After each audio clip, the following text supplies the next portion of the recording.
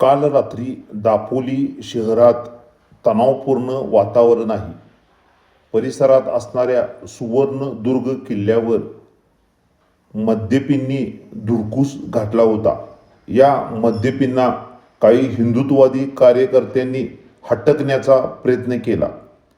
त्यावर चिडलेल्या त्या तळीरामांनी कार्यकर्त्यांवर पुन्हा जोरदार हल्ला केला. या हल्ल्यात 2 हिंदुत्ववादी कार्यकर्ते गंभीर जखमी झाले.